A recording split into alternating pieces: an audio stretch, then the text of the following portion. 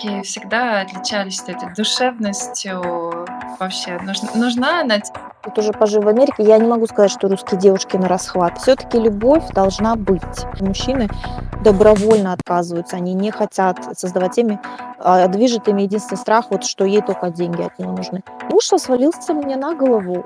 Многие живут вообще на препаратах. А какие у тебя ожидания от мужчины сегодня?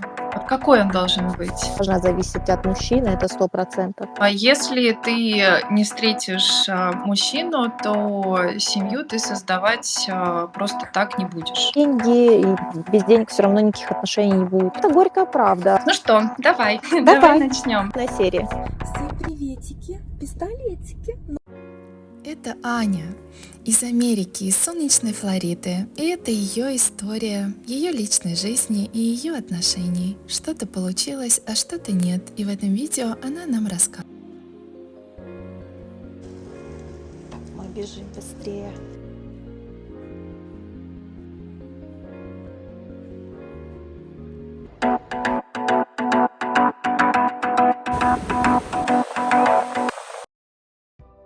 Расскажи, пожалуйста, как, тебе пришла идея, уехать в Америку и почему ты перестала надеяться на то, что ты в России можешь, выйти замуж? В Америку не планировала уезжать, ждала до последнего принца своего. У меня были отношения, вот, наверное, за год до того, как я даже не уехала, а до того, как я вышла замуж за американца, да, у меня за год были отношения, в России. Ну, в принципе, там, регулярно какие-то были отношения, но вот из последнего. И вот этот молодой человек мне заявил, сколько мне там лет было, 28-29, и он мне говорит: "Слушай, вот при первой какой-нибудь ссоре там, да, ну ты же, говорит, уже старая, что ты, говорит, из себя ломаешь?" То есть он мог вот так даже не повышая голос, там еще просто вот так сказать, знаешь, по-тихому. И, то есть это нормально считалось, вот так вот, как попрекать возрастом. Причем, если бы это еще был возраст, я понимаю, но это действительно 29 лет. Ну хорошо, это не 19, я понимаю, это не 20, ну 20, даже 30 лет. Тебе А? 38 лет, ты не с тебе Да, 38, а уже на этом этапе. Ему ему было на сколько? 5 лет старше, он был где-то 3, если мне 29, допустим, ему 34-35, вот так вот где-то. Да. И, он был уже женат, у него ребенок был от предыдущего брака, и, то есть был в прошлом женат. И жена у него была моя ровесница, он ее тоже назвал старухой. Она же, говорит, уже старая, то есть, ну, прям вот реально был такой разговор. Она же уже, говорит, старая, вот что она там? Я говорю: "Ну, она старая, но она живет, она нашла себе, мужчину, воспитывает твоего ребенка, да, с ним". И говорю: "Что старая? У них там все хорошо, они там одну квартиру, там дом у них, квартира, там еще что-то, строят жизнь, там хозяйство свое". Ой, там, знаешь, машет рукой: "А ты вот что у тебя есть? У тебя ничего нет? И ты ходишь по девочкам". Вот это я уже увидела, и вот это мы постоянно что-то ругались, А, расходились. Он одну найдет, не получится, то другую, потом вот меня нашел. Я вот это имею в виду, что ты продолжаешь а, перебирать и никак не встретишь свою, как бы, потому что ты а не у него готов к отношениям. Но жениться он был не готов. Это уже прям проскальзывало, что так можно было, и знаешь, и мириться, дальше продолжать ругаться, и так бы, может быть, и до сих пор мирились бы и ругались, а может быть, и так бы разбежались, кто знает. Но он что-то, гадость какую-то сделает, мы разбежимся, потом через какое-то время опять, сходимся, потом опять он приползает, просит прощения, потом опять вот это, потом сам говорит: "Я не могу". То есть бывало так, что он мне говорил: "Все, я что-то не выдерживаю этих отношений, там, давай возьмем брейк". Потом я там что-то. Вот, то есть вот так вот было. И потом уже в результате мы так сильно поругались, там чуть ли полиция приезжала, там, чуть ли не в драку собаку, и все. И уже и мне мама говорит: "Зачем вот это тебе нервотрепка?" Это все. Я сказала: "Хватит, уже разберусь сама". И я ушла от этих отношений вообще. Я не хотела ни с кем знакомиться. Если бы муж тогда как бы не нашелся вот в тот момент, я бы, скорее всего, долгое время была одна, потому что это для меня было тоже как-то травматично. Но я говорю, муж как будто спас меня, что ли, в тот момент. Он прям настолько комплиментов, и ты самая красивая. И ты, пусть он, может быть, хотел просто как бы меня э, как вы говорите, купить, да, это не важно на тот момент, просто это то, что я, может быть, хотела слышать. Но это началось вот с него, то, что я стала больше себя ценить. И я как раз вот после этих отношений я решила завести какую-то платформу для стрима. То есть мне хотелось как-то вот, наверное, выговориться не просто кому-то там, а вот именно на публику. Мне хотелось То есть выговориться. не думала ли о том, что ты встречала конкретно таких? Это была, ну, в чем причина? Что они мне не подошли? Нет, что ты Или встречала вот мужчин, тебя, ну, вот не уважали возраст, например. Ты, кстати говоря, долго находилась с таким мужчиной? Вот эти вот предпосылки, когда он начал не уважать твой возраст, долго вообще это я происходило? считаю, что это вообще, я тебе тоже уже сказала, что это психологическое, вот как сказать, какое-то, я просто не владею терминами сильно, а, когда женщина позволяет к себе так относиться. То есть это отчасти и моя Да, вина. Я не знала себе цену, не знала, как вот здесь говорят, здесь себе надо знать цену. Не то, что себя королевой там, нет. Мы просто говорим о том, что себя надо в первую очередь уважать. Когда ты уважаешь себя, ты не будешь терпеть такого отношения от мужчины. Вот я о чем говорю. А у меня, наверное, был вот такой же страх. Ты знаешь, было странное ощущение. У меня был страх, с одной стороны, как он говорит, ты кому что я никому не нужна, он был. А с другой стороны, мне не хотелось портить свою жизнь, находясь с таким человеком. Вот у меня два вот таких вот был, как тупиковая какая-то. Одна стена жмет так, что мне страшно, потому что он действительно говорит, что кому ты нужна. А с другой стороны, я могу разве жить с таким человеком, который меня вообще ни во что не ставит, не уважает. И вот это победило все-таки то, что я хочу делать то, что я хочу, я не хочу, чтобы меня подавляли. Оно просто пересилило на тот момент. говорят о том, что сейчас женщины, многие не могут ничего дать. То есть у мужчин есть все, что они могут сами, в общем-то, себе, ну, какой-то комфорт создать в жизни. И если это постоянные женщины, там, нервотрепка и постоянные какие-то недопонимания, и только там дай, дай, дай. Мужчины же тоже, они не хотят быть всё время в качестве просто какого-то кошелька или, ну, каких-то исполнений желаний женщин, у которого есть свои потребности в заботе и просто в элементарной любви, про которую некоторые сейчас забывают. И вот как раз хотела, узнать у тебя, что ты думаешь по этому поводу. Вот как ты считаешь, что сейчас ожидают, мужчины от женщин? Ну, ты и сама ответила, собственно, на этот вопрос. Вот этот ключевой момент, что все-таки любовь должна быть.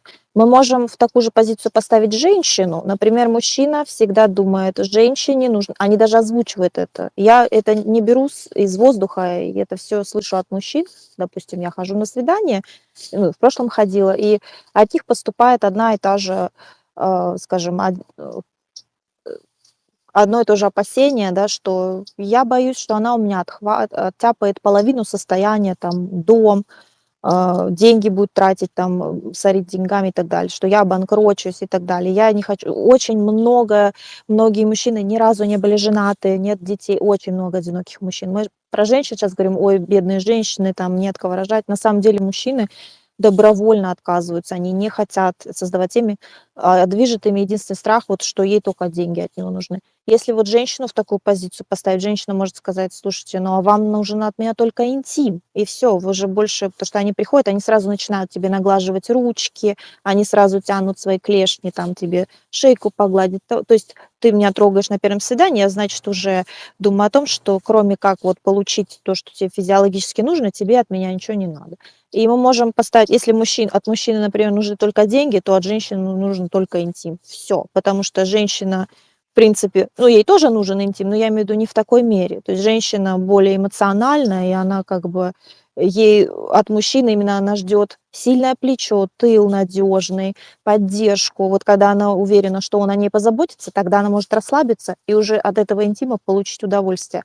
А до этого так не работает механизм, а мужчина это не понимает. Он считает, что ей вот ей только одно без другого не будет. Если она не получит от него вот эту поддержку, вот эту уверенность, вот эту защиту, она не сможет дать ему то, что он хочет, вот эту М. наполненность и как бы раствориться в этих отношениях. Она не сможет это сделать, потому что она все время будет думать: он меня только использует. То есть она боится быть использована вот только физиологически, а мужчины финансово. Вот это основная проблема. А то, что ты, ну, это то, что ты для с иностранцами хочешь познакомиться, или у тебя пока не было на тот момент, Нет, такой. вообще не было никаких иностранцев.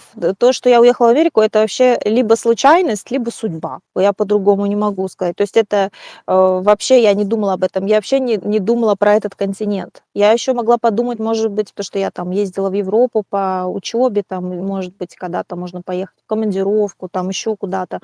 Но нет, такого не было. И я помню, еще мама мне говорила: ой, Аня, так далеко, типа тоже вот, если ты куда-то соберешься, может быть, чисто так в Европу, чтобы просто можно было там 2-3 часа долететь. Ну, то есть вот такие как-то были разговоры. Я: да нет, я не планирую никуда далеко. Вот, и потом, вот я зарегистрировалась в Перископе, вот эта платформа была, которая сейчас уже закрыта. Тоже там стримы можно было проводить, что хотя бы просто отвлечься, потому что, ну, с мужчинами реально не получалось. То есть это как каждый раз ты огребаешь по полной, то возраст им не нравится, то там, не знаю, твое восприятие, то твои, как сказать, потребности, что ты там что-то от них, чтобы они были, знаешь, образованными, зарплату домой приносили. Знаешь, для них это что-то из ряда, ты не можешь это требовать, это слишком. А что я тогда могу требовать, я не знаю. И, в общем, я как-то устала от них, я уже никого не искала. Я просто стала сама ну, как, я не знаю, это саморазвитие, не саморазвитие. Хотела просто раскрутиться сама по себе. А муж свалился мне на голову.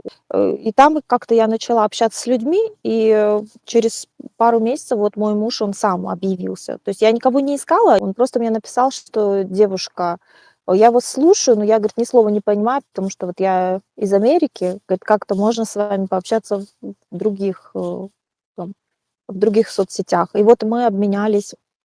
Вот телеграм у меня был, я ему дала номер. Даже не ему дала, а я просто как бы выставила свой, что телеграм, чтобы мне писали, мог кто-то написать, кому что нужно там для общения, потому что там в Перископе нельзя было так вот лично общаться.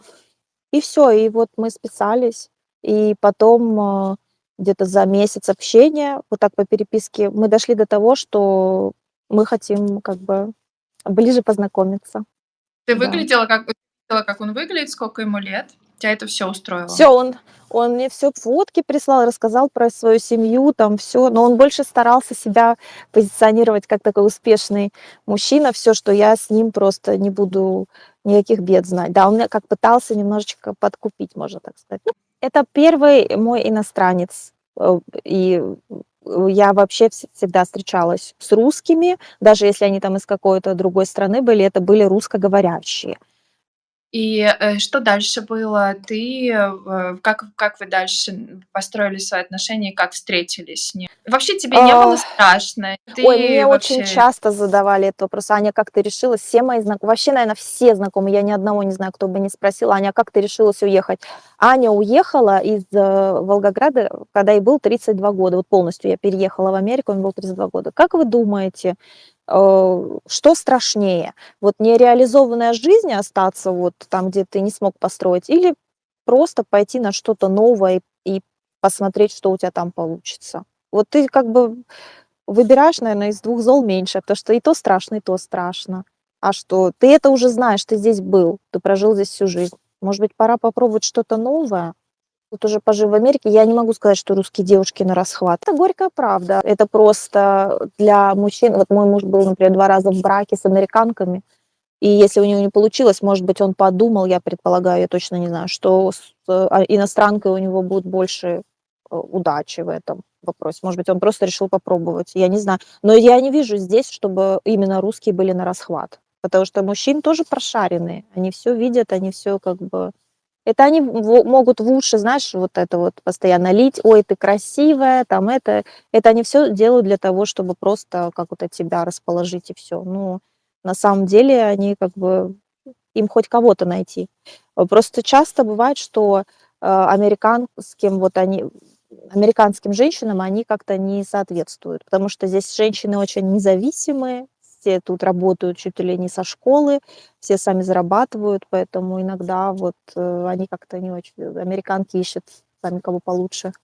А вот эти М. мужчины, которые не могут, они уже ищут, что там, знаешь, где-то вот все говорят: "Мы такие шикарные женщины".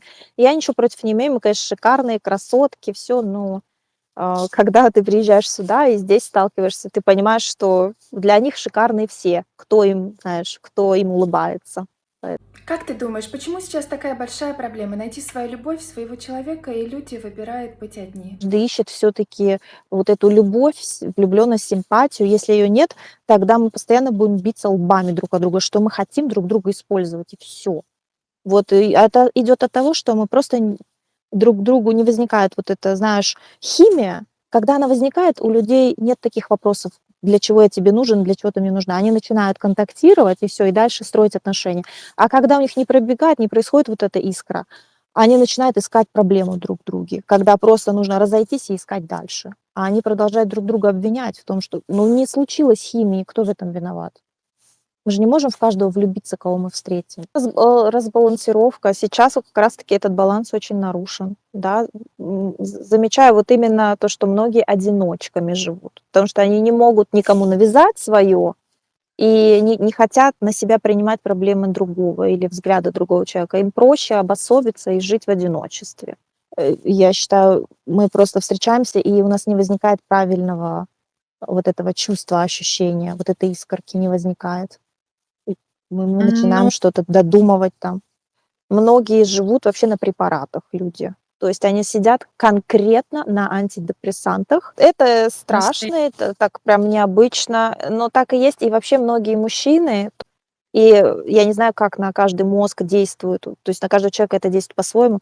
Это еще может влиять на вообще желание построить отношения и там еще что-то. Потому что они не могут без этих пилюль обойтись. Они настолько старались с молоду строить карьеру и иметь деньги, потому что для них самый страшный кошмар — это когда у тебя нечем счета оплатить. То есть все, это для них это все конец. Вот, и, не потерять любимого, там, не потерять кого-то из близких. Для них самый страшный кошмар — это остаться банкротом. Вот как раз таки у меня большой шанс обрести этот баланс и жить в балансе, потому что я знаю обе стороны. И чтобы не переходить эту грань, потому что я знаю все недостатки оттуда и чувствую недостатки отсюда. И я стараюсь вот себя держать вот строго посередине, ни туда, ни сюда. Потому что для меня здоровье и психологическое, и физическое превыше, чем вот эти все любви искать, я имею в виду по страсти, не стоит, потому что это тоже можно больно удариться потом, но и сильно уходить в какой-то финансовый, да, ты вполне можешь сама зарабатывать, то есть ты не должна зависеть от мужчины, это 100%.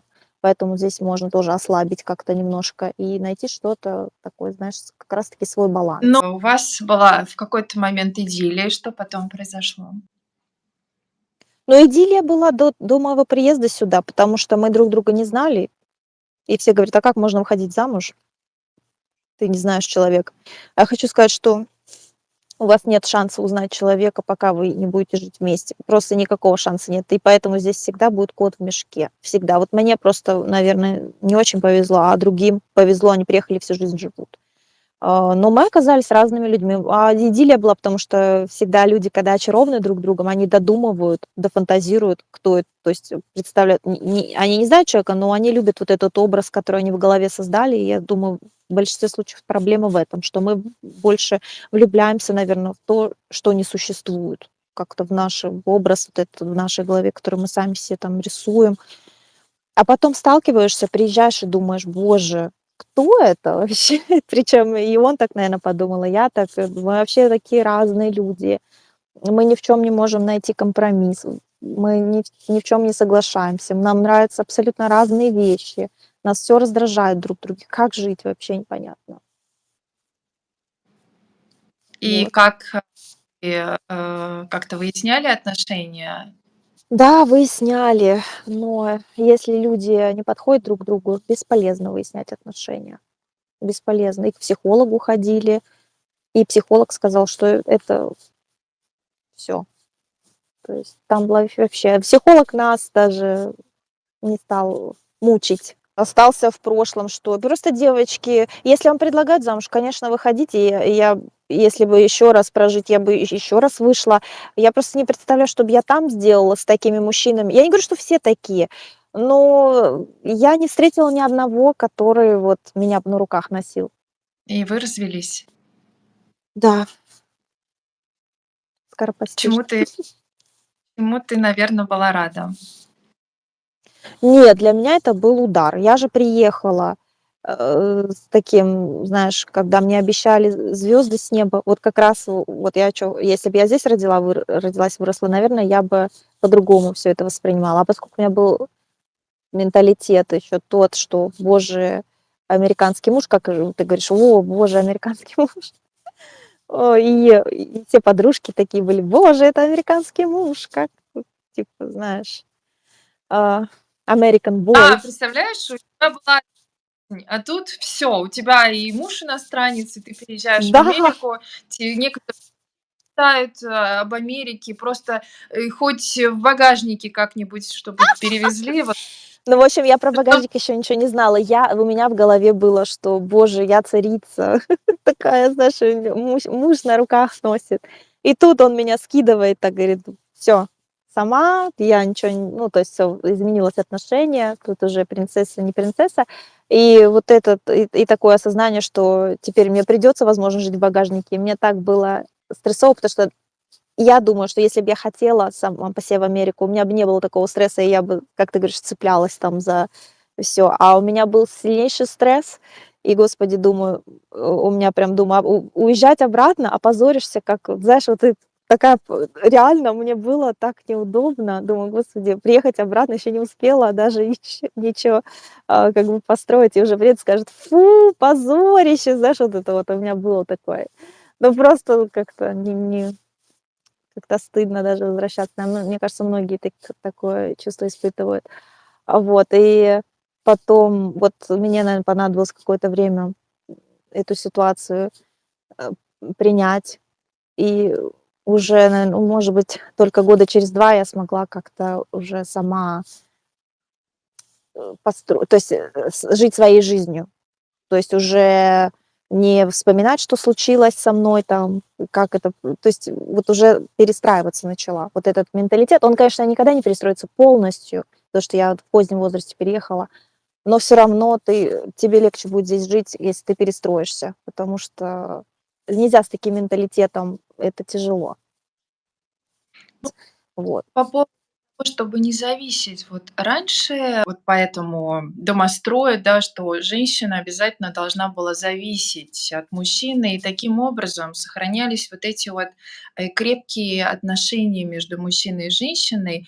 А сейчас как раз мужчины отмечают, что так как женщина независима, то и мужчину и женщину нечего, объединять. Нет того, чтобы объединяло, потому что женщина может в любой момент уйти, и мужчина тоже за это не может ответить.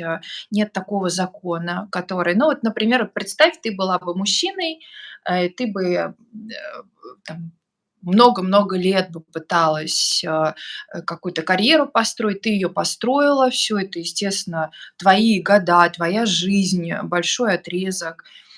Ты наработала какой-то заработала капитал какой-то. И тут появляется прекрасная леди, которая тебя очаровывает, ты влюбляешься. А, Естественно, она просит этой леди выйти замуж, потому что понимает, что ты лакомый кусочек.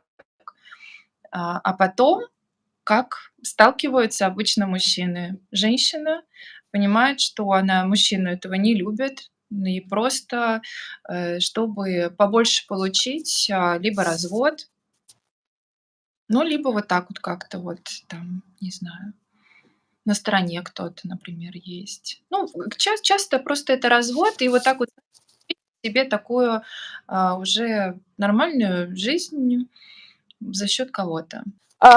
Послушай, ради бога, это что проблема женщин. Я думаю, что вот как раз таки вот это и оградит, мужчин от, как они говорят, от таких хищниц, которые хотят только что-то загробастать себе. Это попахивает немножко расстройством психическим, когда... Я не говорю, что это сильно, там, это надо лечить, но это немножко такое для меня. Ты не можешь никого удержать ничем, ни детьми, ни деньгами, никого. Если человек не любит, человек не любит. Как можно, вот это вот А, тоже скользит в твоем вопросе, он не уверен, что она уйдет от него, потому что, а если она будет зависеть, она не уйдет. А если она будет зависеть, это уже не любовь, это уже человек мучается, потому что он не может сам на свои харчи перейти, на свои деньги, и она вынуждена с ним остаться. Это не любовь. Любовь — это когда оба независимы друг от друга, и у них действительно есть что-то, что они могут жить друг без друга, но они не хотят быть вместе. Вот только это настоящие чувства, а не то, что ты лакомый кусочек там для кого-то. Значит, вот лакомый кусочек будет это и говорит о том, что тебе как раз-таки что-то нужно от человека. то есть, если ты не встретишь, мужчину, то семью ты создавать, просто так не будешь. Ну нет, наверное, не буду. Мне, потому что если бы мне это было надо, я бы в 20 лет родила, потому что девчонки парятся, они ищут того самого, с кем создать. Я им говорю, если вы реально хотите детей, если бы я реально хотела для себя, я бы родила в 20. Я бы не стала ждать подходящего мужчину, потому что лучше родить, и у тебя уже будут дети, и потом ты все равно встретишь потом, да, какого-то мужчину, там сильно влюбишься, не сильно, но ты все равно, ты еще их кучу повстречаешь, но ты уже не будешь париться по поводу детей. А которые вот это ждут, ждут, ждут, они хотят, но они не могут встретить мужчину, который хочет, да. У меня немножко не такая ситуация. Я как бы открыта для этого, если мужчина со мной хочет этих детей, ради бога. Но я не бегаю и не ищу там, знаешь, быка-производителя, за кого там мне зацепиться и там, потому что я прекрасно знаю, что мужчине, которому не нужны дети, и ты ему не нужен, ты детьми не удержишь, ты потом просто будешь с ними одна. Что и я себе такой роли просто никогда не хотела. Знаешь, я своего человека, я думаю, найду, рано или поздно. Если не найду, я тоже, наверное, не умру с горя, но я уже знаю хотя бы, что я ищу, да, то есть у меня нет вот этого перекоса сильного ни туда, ни сюда. А какие у тебя ожидания от мужчины сегодня? Вот какой он должен быть? И почему, как ты думаешь, вот, может быть, эти ожидания очень большие, поэтому ты не можешь пока встретить? Вот я не выбираю быть одной, я просто не позволяю быть рядом с собой человеку, с которым я не чувствую себя комфортно и счастливо, то есть с которым мне неудобно. Вот я не выбираю. Я могла быть с кем угодно. Сейчас очень много одиноких мужчин, они рады только если ты с ними будешь. Но я уже почувствовала, как это быть в отношениях, когда ты не испытываешь то, что ты как бы ожидаешь. Вот и все. Я не выбираю быть одной, я просто хочу правильного человека. У меня нет больших ожиданий. Я никогда не могла понять, когда мне говорят: "Аня, у тебя большие ожидания". Никаких больших ожиданий у меня нет. Я хочу действительно, чтобы это было, взаимно с обеих сторон. Вот чтобы не только я ему в рот заглядывала, а чтобы и он мне в рот заглядывал, чтобы это было взаимно. Я не хочу, чтобы кто-то позволял, знаешь, себя любить. И не хочу тоже, чтобы кто-то... Я не чувствую взаимности, но я позволяю кому-то себя любить. Это все равно не то пальто. Вот не то. Это я хочу прям взаимность. А взаимность сложно описать, какой это мужчина. У меня нет к нему ни внешних требований особо.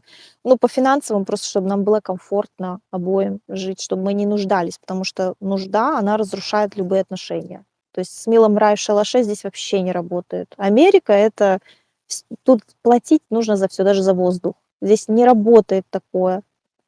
Поэтому да, здесь должны быть отложены деньги, и без денег все равно никаких отношений не будет. Кстати, там может быть и больше добрых у вас мужчин, они попроще, наверное, да? Здесь, потому что здесь важны деньги, доброта и деньги не очень коррелируются между собой. Часто доброты не хватает очень. Мне вот желательно, чтобы не конфликтный был, такой понимающий, уступающий, который понимает, что перед ним женщина, ему не надо с ней сражаться. То есть такой Может быть, да. мягкий такой, с Правильно? женщиной. То есть он бизнес, например, делает, или на работе он там такой жесткий, да, но со своей женщиной, вообще с женщиной он мягкий. Ну, а еще какие Короче, качества? уважает. Мне нужно чувство защищенности. Он, как вот не банально будет звучать, он действительно не против взять какие-то твои заморочки, проблемы на себя. То есть он готов. тебе помочь. Я не говорю, что это обязательно связано там что-то купить тебе или там за что-то заплатить, но я имею в виду, что он не отворачивается, когда он видит, например, что у тебя какие-то проблемы. А внешность для тебя не имеет значения? Ну вот, нет, не имеет. Вот настолько у меня такой цветник прям, что нет, не имеет. Не, если вы Мгм. будете морочиться еще на внешности, я не знаю, какие шансы встретить, потому что а что во внешности? Внешность сама по себе, она не дает никакого. Это когда вы мясо ищете, вот как мужчинам внешность важна, они ищут мясо, реально. А женщин нет, мне вообще внутренние качества важны. То есть я ищу взаимности в мужчине, если вот такое одним словом сказать, взаимность ищу. Ну, а состояние его, ты думаешь об этом? Вообще веришь в визуализацию?